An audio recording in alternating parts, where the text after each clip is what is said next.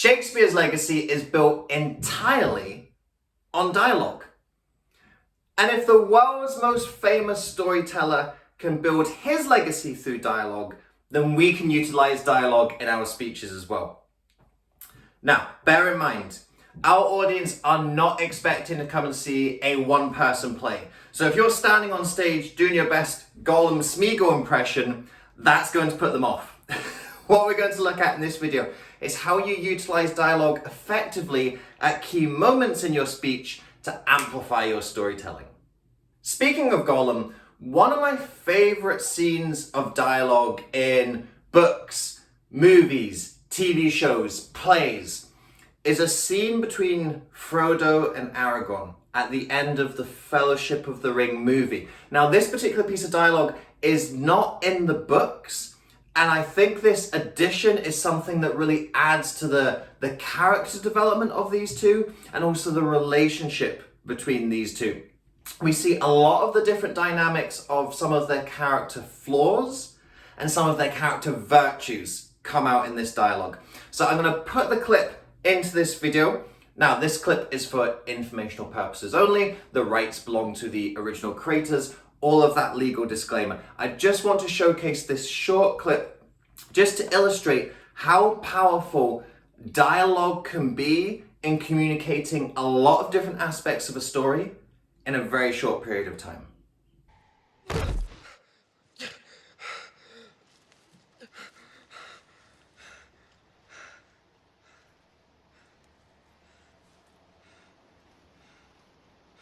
Frodo?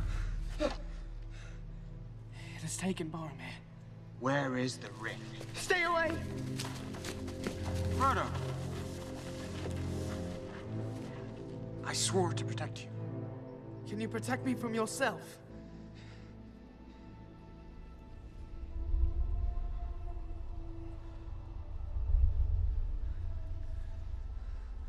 Would you destroy it?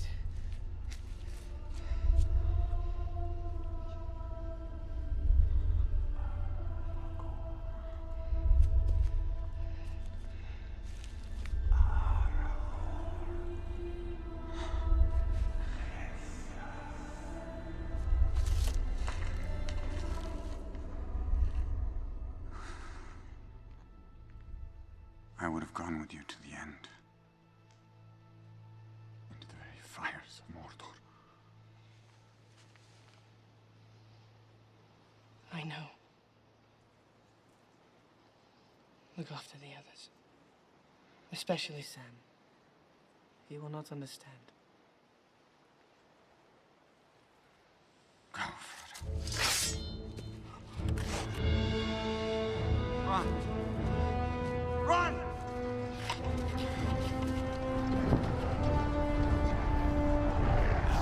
So now that we've experienced some of the power of dialogue, let's look at some of the execution of dialogue when we're on stage. The first thing we need to think about is positioning. When you have different characters, you need to illustrate clearly to the audience when different characters are speaking.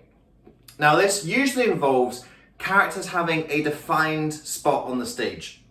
For example, one character is here, the second character is here, so that you know just by standing here, the audience are going to go, oh, of course, this is character A, and this is character B. A mistake you can sometimes see with dialogue is a speaker will stand in the same place and do more than one character. That's when you start to get this Gollum Smeagol approach. Also, in terms of the positioning, you don't want to completely face away from the audience, because then you lose some of the facial expressions, and that's something we're going to come to in a moment. Taking that half angle allows you to clearly convey two characters speaking to each other, but it also allows for the reading of the facial expressions. And that's a really key dynamic. The reason why we're using dialogue is to heighten emotional parts of our story. And a really key part of emotion is the facial expressions. The second aspect we want to think about is the voice. Be very careful here. Sometimes when we're talking about voice, people think they mean accents. And most people can't portray lots of different accents. and you tread on very broken glass, eggshells, the whole dynamic, if you start trying to do ethnic accents that you can't do. It just comes across as racist and awkward. So we're not talking about doing different accents.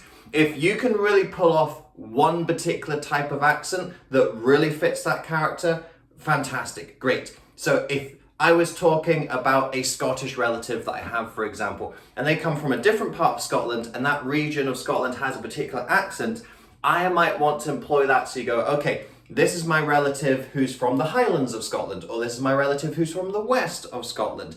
And then I can do my regular speaking voice, and you see the two characters there. But as I said, we're not really talking about accent here. You want to give characteristics to the voice. If you've got a character who's perhaps a little bit more shy and withdrawn, well, they can speak softer, quieter, maybe a little bit slower. If you've got that character who's a little bit more outgoing and a little bit more outlandish, they might have the louder voice. They might speak really fast. They might speak at a higher pitch. Think about how your voice portrays the personality of the character.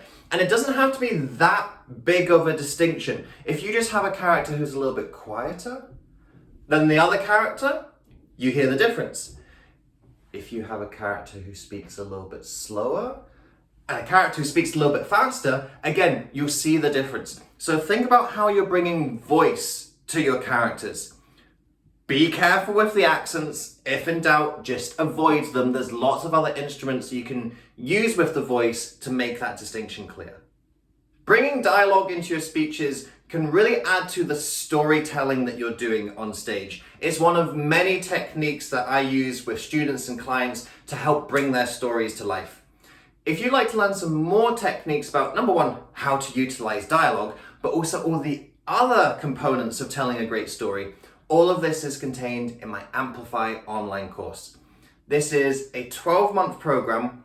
It was a course that we ran live with live workshops that are now all recorded and set up in your online portal. So it's a course you can work through at your own pace, you can work on your own schedule, and it guides you step by step through your journey of becoming a better speaker, creating more captivating content, and delivering in a more dynamic way. There's a link to the course in the video description below. You can access a $1 trial for your first month in the program. If you click that link and enter the code YouTube, that's where you came from, you can come into the program, see what it's all about, see the format, see if it's right for you and your speaking journey for $1.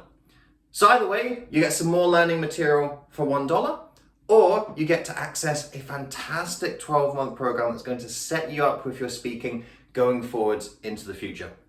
Click the link, use the code YouTube to access that $1 trial. So far we've looked at a little bit of the execution of the dialogue, but let's take it back to the foundations of when do you actually want to use dialogue in the first place? You don't want to tell an entire story through dialogue. That is for the realm of theatre. That is what Shakespeare did. There are certainly things that we can learn from theatre, and of course Shakespeare is speakers, but we're doing something different and we have a different medium that we express ourselves through. You choose the most important emotional moments of a story to tell through dialogue. In particular, when there is a key interaction between characters. So for example, if you are sitting at someone's deathbed, bring in the dialogue of that scene. If there's a mentor who really inspired you, who taught you an important life lesson, let's hear them actually say it to you in dialogue. So when you have those key moments of the story, you can bring those to life through the dialogue. Dialogue is a little bit like a highlighter. If you highlight everything on the page, nothing is highlighted. But if you highlight those key moments, those are the ones that really stand out. And some of the aspects that we've talked about so far in terms of the positioning, in terms of the voice, that's all about tapping into that emotion.